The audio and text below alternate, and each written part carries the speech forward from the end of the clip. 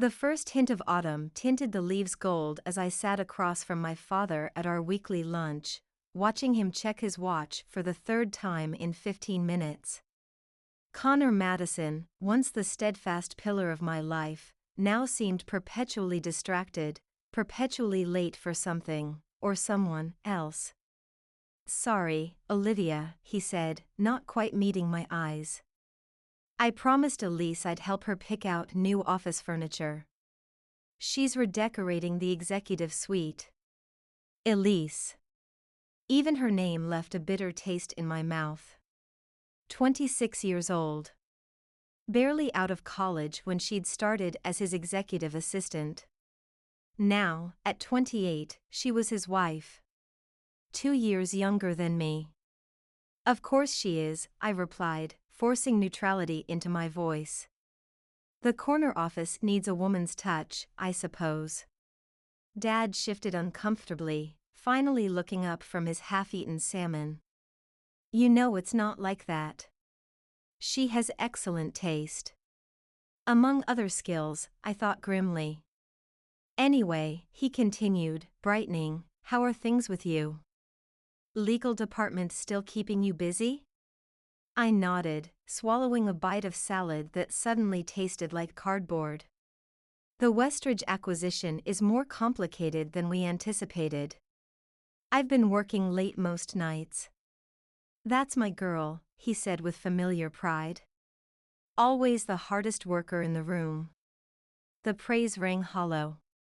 I had been his girl once, the daughter who'd followed him into Madison Enterprises straight out of law school, determined to earn my place in the family business. Now I wasn't sure what I was to him anymore. An employee? A relic of his previous life? His phone buzzed. Another text from Elise, no doubt. Another reminder that she was waiting. I'd better go, he said, already signaling for the check. Big presentation to the board tomorrow. Elise has been helping me prepare. Of course she had. The quarterly financial report? I asked, keeping my tone even. Dad looked surprised. Yes. Why? I thought I might attend. As head of legal, I should be aware of our financial position. And I wanted to see exactly what role Elise was playing in these meetings. It's just routine stuff. He waved dismissively. Nothing you need to worry about. I felt my spine stiffen. Dad, I've attended every quarterly board meeting for the past 5 years. He had the grace to look slightly embarrassed. Right, of course. It's just, we're streamlining things. Keeping the meeting smaller. More efficient. Translation, Elise didn't want me there. I see. I reached for my purse, ready to end this farce of a lunch. Well, don't let me keep you. Furniture shopping awaits. Dad dropped cash on the table and kissed my cheek. Next week, same time, he asked with forced cheerfulness.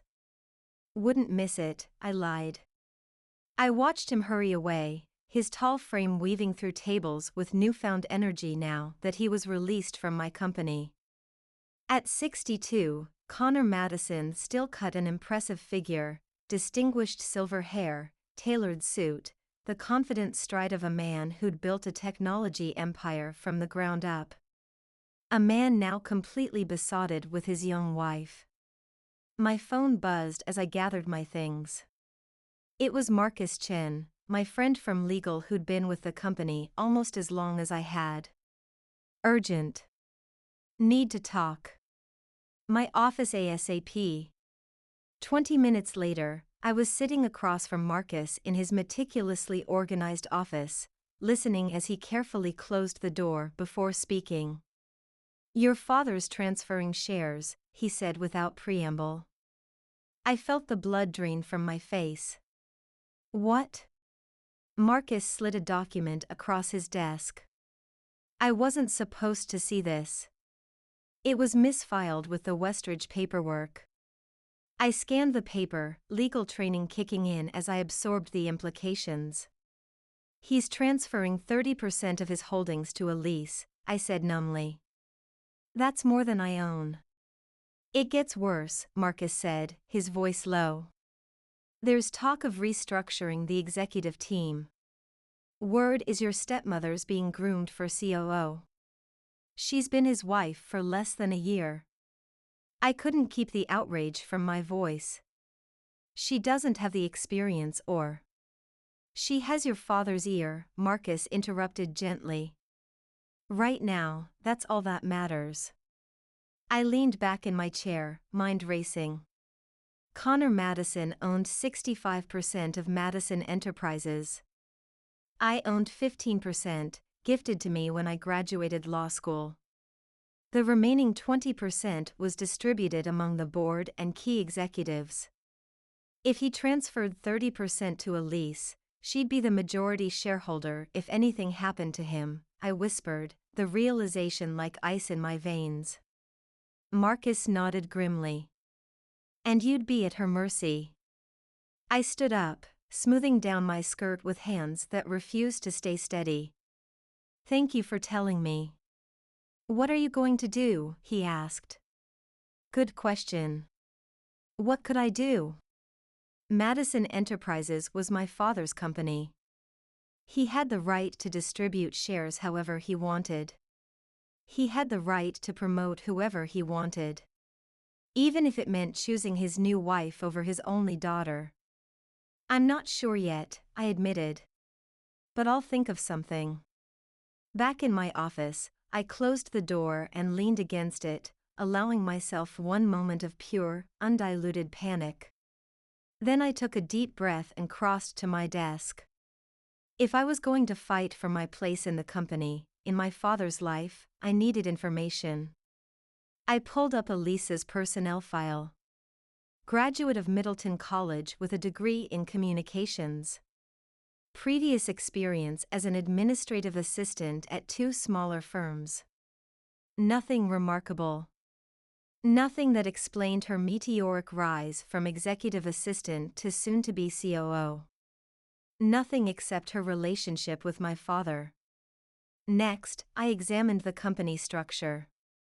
If Elise became COO, she'd have oversight of all operations, including legal. She'd be my boss, technically. The thought made me slightly nauseous. My phone buzzed again. A text from my father. Forgot to mention, dinner at the house tomorrow night. 7 p.m., Elise is cooking. Says it's important. I stared at the message, suspicion congealing in my gut. Important. Right. Like announcing her new position as COO? Or perhaps revealing her newly acquired status as majority shareholder? I typed back a non-committal response and set my phone aside, determination hardening inside me. Whatever Elise was planning, I wouldn't make it easy for her. Madison Enterprises wasn't just a company to me, it was my legacy. My birthright. My father had taught me that. And I was about to show him I'd been paying attention. The next evening, I pulled up to my childhood home, the sprawling Tudor-style mansion Dad had purchased when his first company went public. I'd grown up in this house, learned to ride a bike in its circular driveway, snuck out through its second-floor windows as a teenager. Now Elise lived here. Had redecorated it.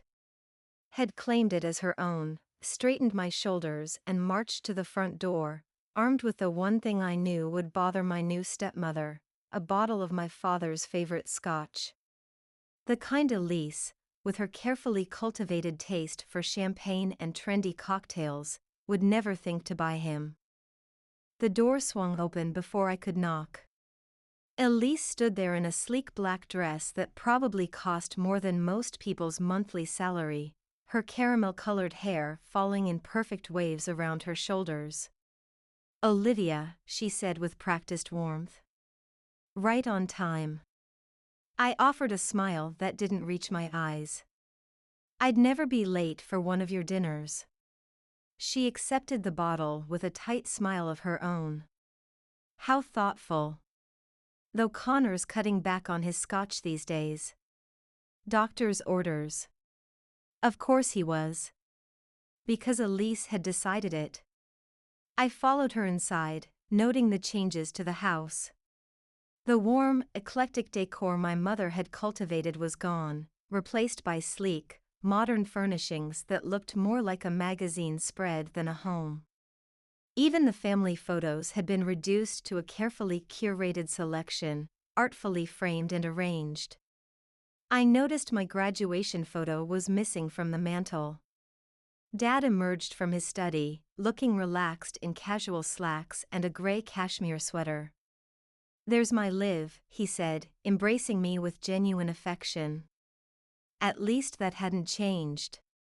Dinner was an elegant affair, sea bass with a lemon butter sauce, roasted vegetables arranged just so, wine that Elise made sure to mention was from a boutique vineyard in Napa. She played the perfect hostess, asking all the right questions about my work, my friends, the spin class she knew I attended. I played along, waiting for the other shoe to drop. It came with dessert, a delicate lemon tart that Dad barely touched. "We have some exciting news," Elise said, reaching for my father's hand across the table. She wore a smile that didn't quite reach her calculating blue eyes. Dad cleared his throat. "Yes, well, I've been thinking about the future of the company. About legacy." I set down my fork, the tart suddenly tasting of nothing. "As you know, I'm not getting any younger," he continued. "It's important to have a solid succession plan in place." I waited, heart pounding. "I've decided to name Elise as Chief Operating Officer." There it was. The confirmation of Marcus's warning. I forced my face to remain neutral. "She's been instrumental in helping modernize our approach," Dad went on, seemingly oblivious to my reaction. "Her insight into the changing marketplace, her fresh perspective." "That's certainly one way to put it," I said, unable to stop myself. Dad frowned. "What's that supposed to mean?" Elise squeezed his hand. "It's okay, Connor. Olivia's just surprised. It's a lot to take in." Her patronizing tone made my teeth clench. "Actually, I'm not surprised at all. Word travels fast at the office." Dad's frown deepened. "This was supposed to be confidential until the announcement." "Apparently not confidential enough," I replied. "Just like the share transfer paperwork." A flash of alarm crossed Elise's perfect features before she could mask it. Dad looked genuinely shocked. "How did you? Does it matter?" I asked, setting my napkin beside my plate. "What matters is that you're giving your new wife of less than a year more control over the company than you've given your daughter who's worked there for 8 years. "Olivia, that's not fair," Dad protested. "This isn't about choosing between you." "Isn't it?" I stood up, unable to sit through more of this charade. "You've systematically pushed me to the side since she came into your life. Cancelled our regular dinners. Excluded me from meetings. And now you're handing her the keys to the kingdom." "That's not what this is," Elise interjected, her voice honeyed with false concern. "Isn't it?" I turned to her. 30% of the company, Elise? The COO position? What's next? CEO by Christmas?" Dad stood too, anger flashing in his eyes. "That's enough. I won't have you speaking to her that way in our home." "Our home." The choice of words wasn't lost on me. "Fine," I said, gathering my purse. "Then I'll leave your home. But this conversation isn't over, Dad. Not by a long shot." As I drove away, hands shaking on the steering wheel, I called the one person who might understand, my mother, Catherine, who divorced my father 15 years ago and moved to California. I wondered when this call would come, she said when I'd finished explaining. Your father always did have a weakness for flattery. And younger women. What do I do? I asked, feeling 16 again, seeking her guidance. She's boxing me out completely. You fight, Mom said simply. But you do it smartly. Connor respects strength, remember? Not emotional outbursts. I winced, thinking of my exit from dinner. You need to show him you're the better choice for the company's future, she continued. And you need to find out what she's really after. Women like Elise, they always have an angle. After we hung up, I sat in my parked car, staring at my apartment building but making no move to go inside. Mom was right. I needed to be strategic. To think like the corporate lawyer I was, not like the hurt daughter I felt. What did I know about Elise Madison, née Parker? Not nearly enough. But that was about to change. The next morning, I arrived at the office early, determined to maintain an air of professionalism despite the churning in my stomach. The quarterly board meeting was scheduled for 10 a.m., the one my father had tried to discourage me from attending. I made sure to arrive 15 minutes early, claiming my usual seat at the boardroom table. One by one, the board members filtered in, offering polite nods or brief greetings. I noticed several surprised glances, confirming my suspicion that they hadn't expected me to be there. At precisely 10 a.m., my father entered with Elise at his side. He paused momentarily when he saw me, but recovered quickly. Good morning, everyone, he said, taking his place at the head of the table. Before we begin, I'd like to make an announcement. My stomach tightened as he formally introduced Elise as the new COO, effective immediately. The board members offered congratulations with varying degrees of enthusiasm. Some seemed genuinely pleased. Others, particularly those who had been with the company since its early days, looked as uncomfortable as I felt. Now, let's move on to the quarterly financials, Dad continued. Elise has prepared a comprehensive overview. I watched as my new stepmother confidently walked the board through PowerPoint slides that I strongly suspected had been prepared by someone else. She was good, poised, articulate, throwing in just enough technical jargon to sound knowledgeable without going too deep. But then came the questions. Could you expand on the projected growth for the Eastern European market? Asked Harold Winters, our oldest board member and a notorious stickler for details. Elise faltered slightly. Well, as you can see from slide 14, we're anticipating a 20% increase in the next fiscal year. Yes, but what's driving that projection? The market indicators I've seen suggest a much more conservative outlook. For a brief moment, panic flashed in Elise's eyes before she recovered. Connor, perhaps you'd like to address the specifics? You're more familiar with the historical data.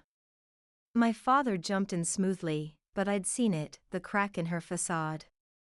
And judging by the subtle exchange of glances around the table, others had noticed too. As the meeting progressed, I observed carefully, taking note of every hesitation, every time Elise deferred to my father on matters a true COO should understand. By the end, I was certain of two things: Elise was in over her head, and at least some of the board members knew it. When the meeting concluded, I lingered, gathering my notes slowly as the room emptied. Only Harold remained, methodically organizing his papers. Interesting meeting, he commented mildly, not looking up. Indeed, I replied. Your father's new wife seems ambitious. I met his gaze. She certainly does. Harold had been my father's mentor in the early days, had supported him when Madison Enterprises was just a risky startup. He'd watched me grow up, had encouraged my decision to join the company after law school. "You know, Olivia," he said, lowering his voice, "companies this size require experienced leadership, particularly in uncertain times." I nodded, understanding the message beneath his words. I wasn't the only one concerned about Elise's sudden ascension. "The board takes its fiduciary responsibilities very seriously," he continued. "We're obligated to act in the best interest of all shareholders." Of course, I agreed. "That's why proper corporate governance is so important." He offered a small smile. "Precisely. Well, I should be going. Good seeing you, Olivia." "Likewise, Harold." As he left, I felt a small spark of hope. The board might be my ally in this fight, or at least, not my enemy. I spent the next week gathering information. First, I had a private investigator conduct a thorough background check on Elise. Nothing too invasive, just a deeper look at her history, finances, and associations. The results were illuminating. Elise Parker had grown up in modest circumstances in a small Midwestern town. Average student. A few minor credit issues in her early 20s. No serious relationships on record before my father. Her resume had one glaring discrepancy. She claimed to have worked at Wellington Partners for 3 years, but the PI could only confirm 18 months. Interesting, but not damning. Next, I discreetly reached out to former colleagues who had worked with her. The picture that emerged was of a highly ambitious woman who cultivated relationships with powerful people. Several mentioned her uncanny ability to identify the most influential person in any room and make herself indispensable to them. Again, not a crime. Just a character study. Finally, I asked Marcus to help me quietly review recent company decisions that had gone through Elise's hands. This required more delicacy, as I didn't want to be seen as undermining the new COO openly. "Look at this," Marcus said on Friday afternoon, sliding a folder across his desk. 3 vendor contracts changed in the last month. All shifted to companies I've never heard of, all at slightly higher rates than our previous vendors. I flipped through the documentation, frowning. "Who signed off on these?"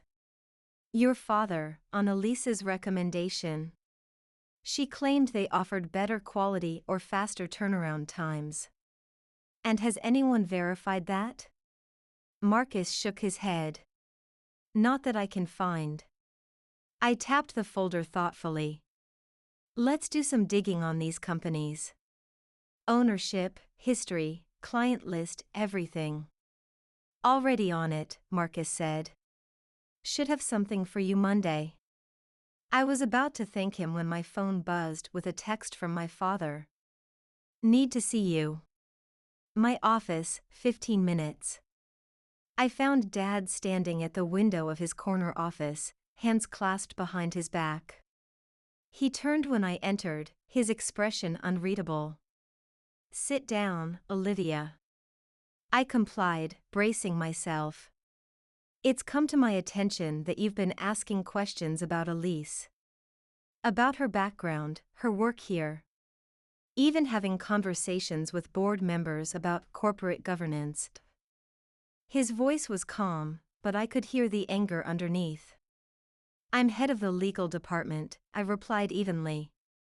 "Corporate governance is part of my job. Don't play games with me." He sat across from me, leaning forward. "You're undermining her. Undermining my decision to promote her." "I'm doing due diligence, Dad. Something you apparently neglected to do before handing your new wife control of the company." His face flushed. "You're crossing a line." "Am I? Or am I just trying to protect what you've spent your life building?" I met his gaze steadily. "Why her, Dad? Why now?" She's been in your life for less than 2 years, and suddenly she's more qualified to run this company than people who've been here from the beginning? She sees things differently, he insisted. Has ideas about where we need to go next. What ideas, exactly? Because from what I saw in the board meeting, she couldn't even answer basic questions about our growth projections. Dad stood up abruptly. I didn't call you in here to debate Elise's qualifications. I called you in to give you a warning. This vendetta stops now, or there will be consequences. I stood too, holding my ground. What consequences, Dad? Are you going to fire me? Your own daughter? Something flickered in his eyes. Uncertainty? Guilt? I couldn't tell. Just stop digging, he said, turning back to the window. For your own good. I took a deep breath. I can't do that. Not when the company, your company, might be at risk. That's all, he said dismissively. You can go. I left his office with my head high, but my heart racing. This confrontation made one thing clear: my father was too emotionally involved with Elise to see reason. Whatever she wanted, he was determined to give her. Including Madison Enterprises. On Monday morning, Marcus appeared in my office doorway, face pale. We need to talk. Not here. 20 minutes later, we were in a coffee shop 3 blocks from the office. The vendors, Marcus said without preamble. All 3 are shell companies. And guess who's connected to all of them? My stomach dropped. Elise? He nodded grimly. Through a series of LLCs, it all leads back to a holding company registered in her maiden name. I sat back, processing the implications. She's funneling company money to herself. It gets worse, Marcus continued. I found similar patterns with 2 consultant contracts and a marketing firm we recently engaged. All roads lead back to her. How much? I asked, my legal mind already calculating the potential damage. Nearly 2 million so far. And that's just what I've been able to track in the last month. I closed my eyes briefly. This wasn't just ambition or gold digging. This was fraud. Criminal fraud. We need to take this to my father, I said, opening my eyes. Show him the evidence. Marcus looked skeptical. You think he'll believe us? After everything? I wasn't sure, but I had to try. I need to give him a chance to do the right thing. He's still my father. And if he doesn't? I thought of Harold's words about the board's fiduciary responsibilities. About protecting the company. Then we go to the board. With everything we have. When we returned to the office, I texted my father, asking for an urgent meeting. No response. I called his assistant, who informed me he had taken the day off. Unusual for a Monday. Is Elise in? I asked casually. Mrs. Madison is also out today, she replied. They mentioned something about looking at property. Property. The word triggered something in my memory. I thanked the assistant and hung up, then immediately called our company's real estate division. As the head of legal, I had authority to request information on any company properties. I need details on any recent property acquisitions or pending sales, I told the manager. Particularly anything in the last 3 months. Nothing major, he replied after checking. Just the usual leases for our satellite offices. What about properties we're looking at? Anything in the pipeline? Not through official channels, he said. Though there was an inquiry from Mrs. Madison last week about valuation processes for our legacy properties. I felt a chill. Which properties specifically? the original headquarters building downtown, and the manufacturing facility outside Seattle. Both were owned outright by the company. Both represented significant assets on our balance sheet.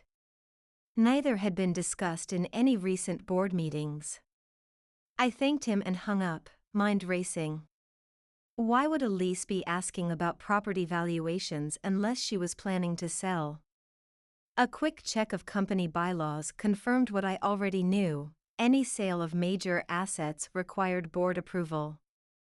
But if Elise became majority shareholder and managed to stack the board with allies?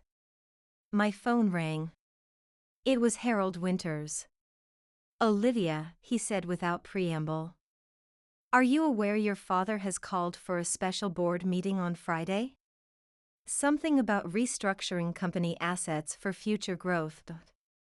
Friday. Just 4 days away. "No, I wasn't aware," I replied, blood running cold. "Thank you for letting me know." "I thought you might want to prepare," he said meaningfully. "Given your position as head of legal." After we hung up, I sat at my desk, thoughts whirling. The vendor contracts. The property valuations. The special board meeting. The share transfer. It all painted a disturbing picture. Elise wasn't just manipulating my father. She was systematically positioning herself to strip Madison Enterprises of its most valuable assets. And my father, blinded by whatever spell she'd cast on him, was helping her do it. I couldn't wait any longer. I needed to confront them both, with evidence in hand. But first, I needed to make sure that evidence was incontrovertible. "Marcus," I called as I strode past his office. "I need everything we have on those shell companies. Every connection, every transaction, every document. And I need it by tomorrow morning." He nodded, understanding the urgency. "And I need one more thing," I added. "I need to know if Elise has any connection to Burlington Tech." Burlington Tech was our chief competitor, a company that had been trying to acquire Madison Enterprises for years.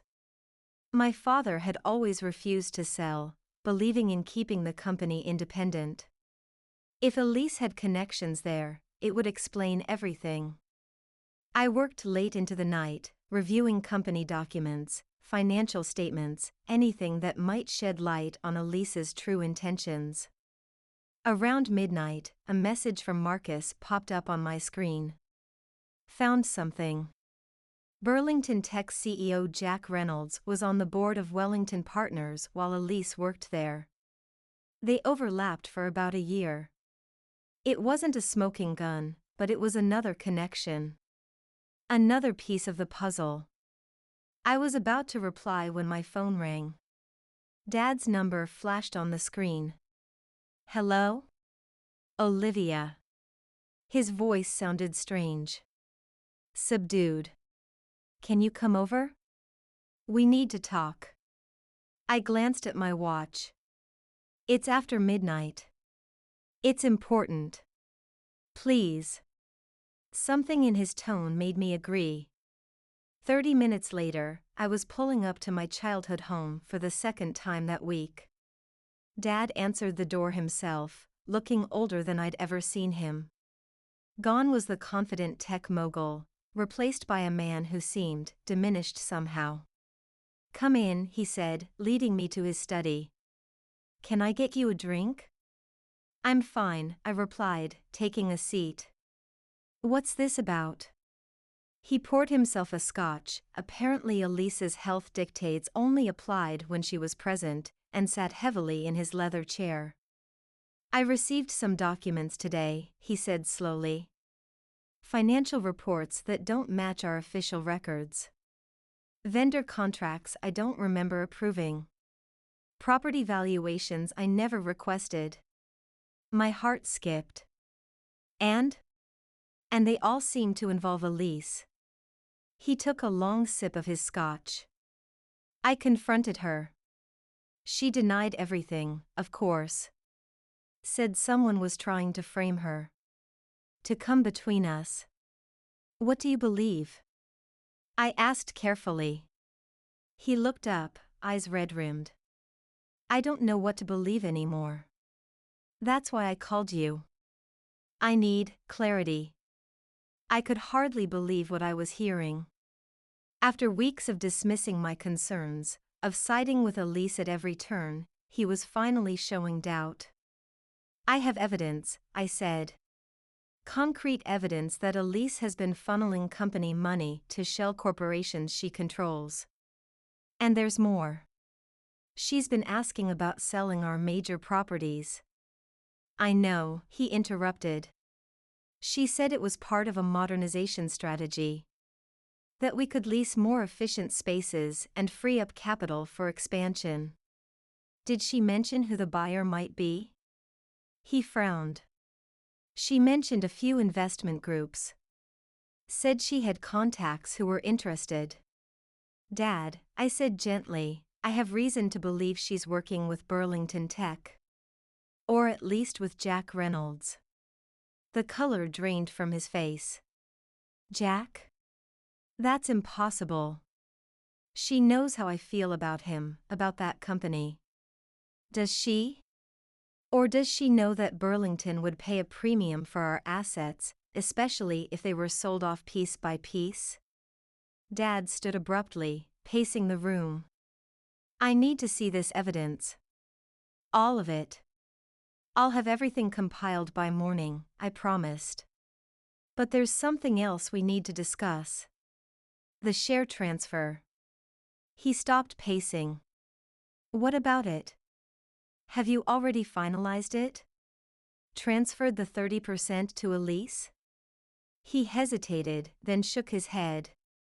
The paperwork is drawn up, but I haven't signed yet. It's scheduled for the end of the week, after the board meeting. Relief flooded through me. Then there's still time. Don't sign anything until you've seen everything I have. He nodded slowly, a shadow of my decisive father returning. I won't. And I'll postpone the board meeting until we sort this out.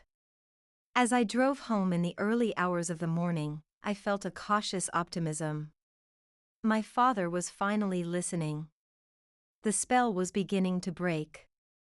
But I knew better than to underestimate Elise. She wouldn't give up easily, not when she was so close to achieving whatever plan she'd set in motion. The battle for Madison Enterprises was just beginning. And I intended to win. The next morning, I met with Marcus at 7 a.m. to compile all our evidence against Elise. By 9, we had a comprehensive dossier documenting the shell companies, the fraudulent vendor contracts, and the connections to Burlington Tech. This is solid, Marcus said, reviewing our work. Even if she tries to deny it, the paper trail is clear. I nodded, feeling a mixture of vindication and sadness. As much as I wanted to protect the company, and my father, I took no joy in exposing Elise's betrayal. I knew how much it would hurt him. I need to get this to my father right away, I said, gathering the files. But when I tried to call Dad, there was no answer. I tried the house. Nothing. I even called his assistant, who informed me he had taken another day off. Did he say anything about postponing Friday's board meeting? I asked. No, she replied, sounding puzzled. In fact, Mrs. Madison was just here confirming the arrangements. She said your father would be joining remotely. Alarm bells rang in my head. This wasn't right. My father never participated in board meetings remotely if he could help it. And after our conversation last night, he should have been postponing the meeting altogether. Something was wrong. I drove to the house, heart pounding. When no one answered the door, I used my old key, the one I'd kept after moving out, the one Elise didn't know about. The house was silent. Too silent. Dad?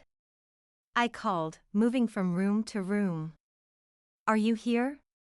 Nothing seemed obviously amiss. No signs of a struggle. No indication of where they might have gone. Then I noticed Dad's study door was ajar. He never left it open, a habit from years of handling confidential business matters at home. Inside, his normally immaculate desk was in disarray. Papers scattered, drawers partially open. His laptop was missing, but an empty glass sat on a coaster, a trace of amber liquid still visible at the bottom. I picked it up, sniffing. Scotch.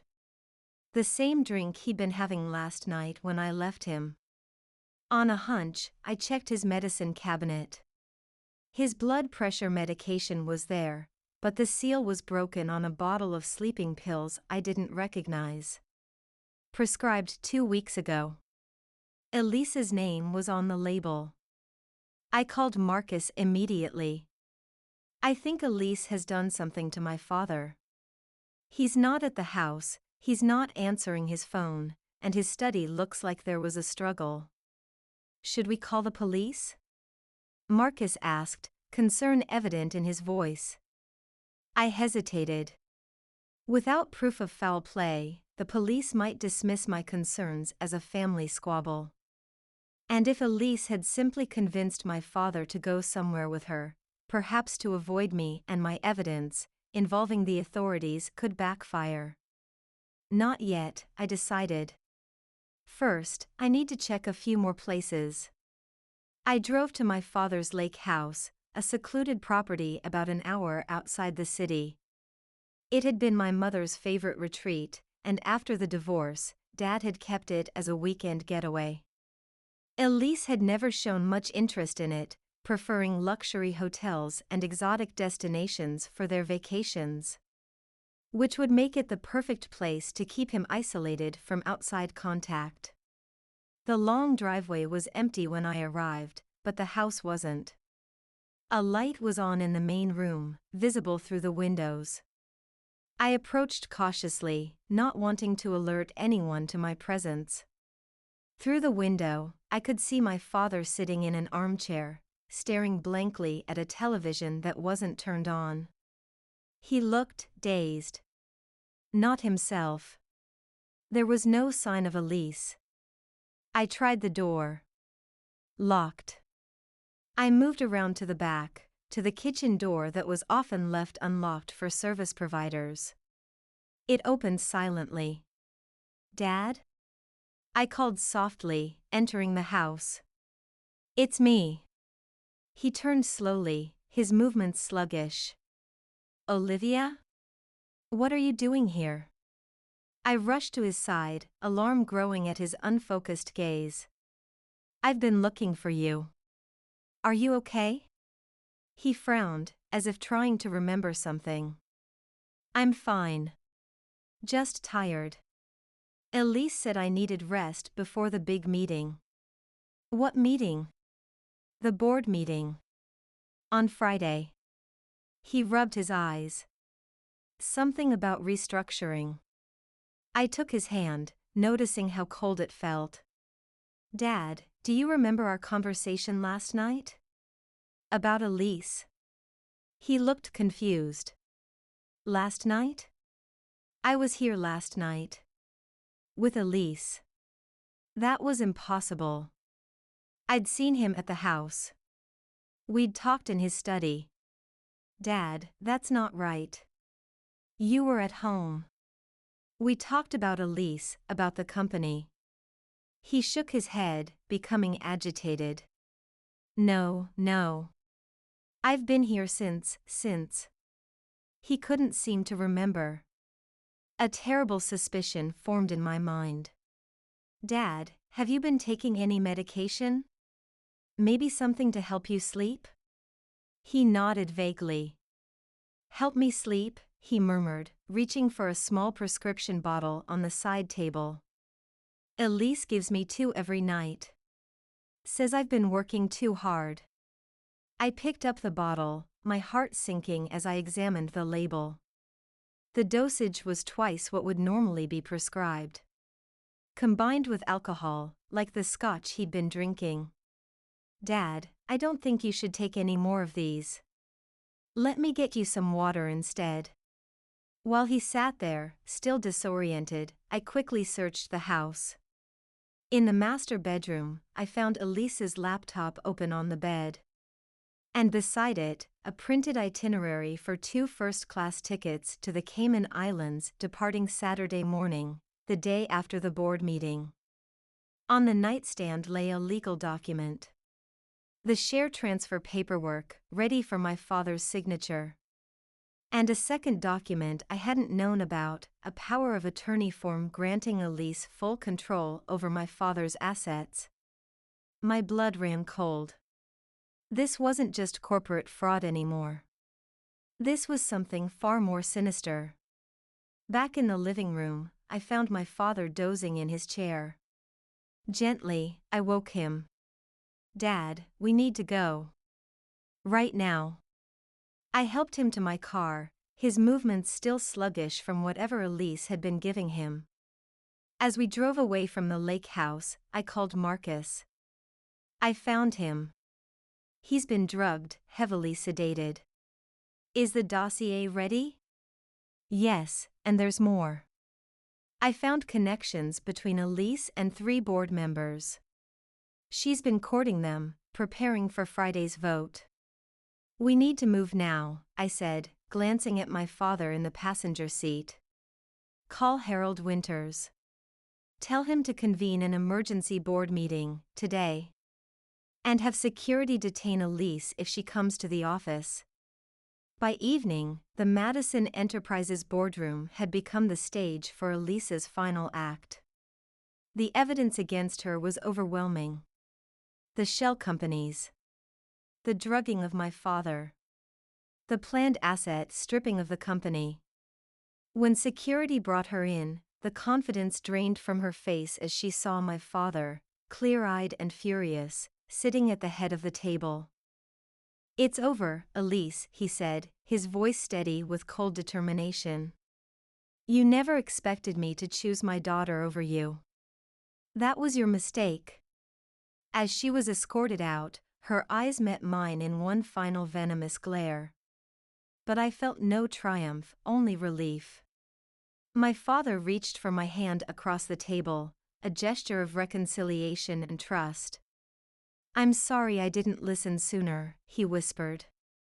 "You saved more than the company, Olivia. You saved me."